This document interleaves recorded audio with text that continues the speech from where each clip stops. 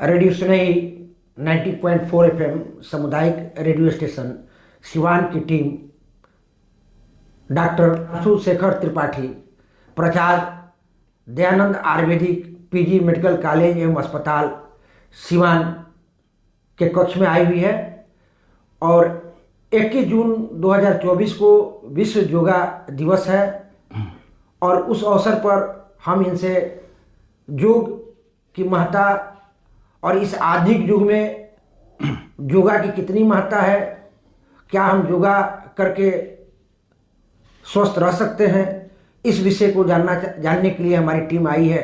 Sir, आज के कार्यक्रम में आपका हार्दिक स्वागत है। बहुत बहुत धन्यवाद। सबसे पहले तो मैं आपके जो चैनल हैं, आपके जो रेडियो स्नेही के श्रोतागण हैं और व्यूवर्स हैं, आप सभी को मैं हार्दिक अभिवंदन करता हूं। जहां तक आज मुझे चूज़ किया गया है योगा दिवस पर कुछ बोलने के लिए, तो योगा तो खैर अनंत है, लेकिन मैं ये आपको ज़रूर बता देना चाहता हूँ कि जो आयुष मंत्रालय भारत सरकार है, आज से ठीक 10 साल पहले 21 जून पे अंतर्राष्ट्रीय योगा दिवस को उन्होंने घोषित किया और 21 जून को लगभग सारे जो एशियन कंट्रीज़ हैं पूरे विश्व में इसको मनाया जाता है और उस दिन हम लोग योगा करते हैं। तो निश्चित तौर पर जैसे कि आपने पूछा कि योगा की क्या महत्ता है, तो मैं ये बताना चाहता हूँ कि जो योगा है, योगा आप सभी जानते हैं कि पतंजलि ने इसकी रचना की और उस समय से धीरे धीरे ये होता गया और आज इतने बृहद पैमाने पे हो रहा है।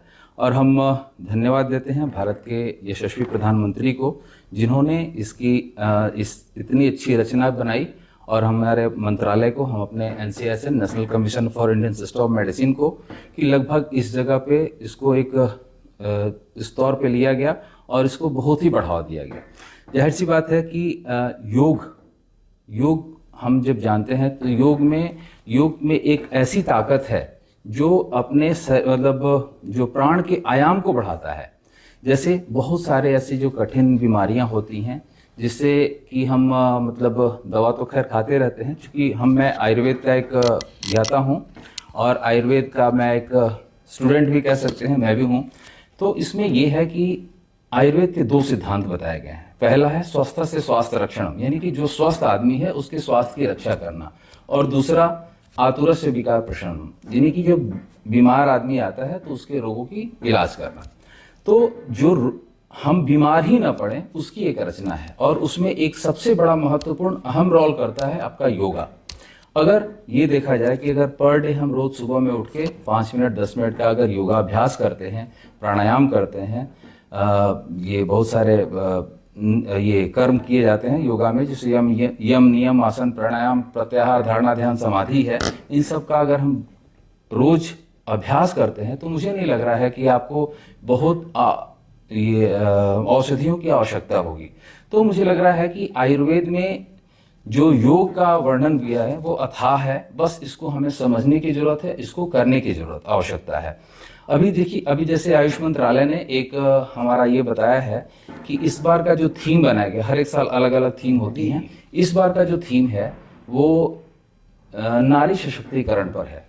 क्योंकि अभी ये देखा जा रहा है कि औरतों में जो डिले प्रेगनेंसी हो रही है, PCOS है, PCOD है, एमेनोरिया है, डिसमेनोरिया है, समय से पहले ये जो हो जा रहा है उसके लिए उसके ऊपर बल दिया गया है और उसमें बहुत सारे ऐसे योगाज हैं जो हम करेंगे तो उसमें हम स्वस्थ रह सकते हैं। और चूंकि नारी का तो एक कहा गया है कि देवता वहीं पे निवास करते हैं जहाँ पे नारी का सम्मान होता है।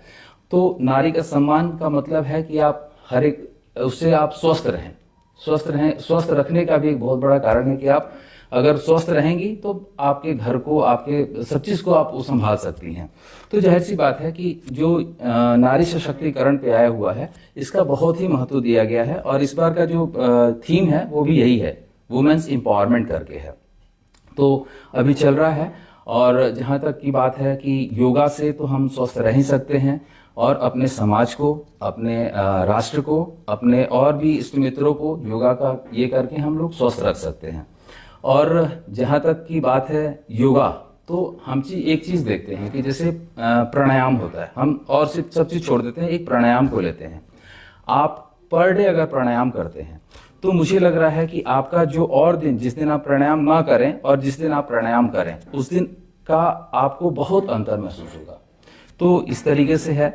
और अभी दयानंद आयुर्वेदिक मेडिकल कॉलेज एवं अस्पताल और हमारा विश्व आयुर्वेद परिषद और भारत विकास परिषद, इन तीनों के संयुक्त तत्वावधान में दिनांक 21 जून को 7:15 बजे से आपके महाविद्यालय, आपके चिकित्सा महाविद्यालय में योगा का अभ्यास कराया जाएगा।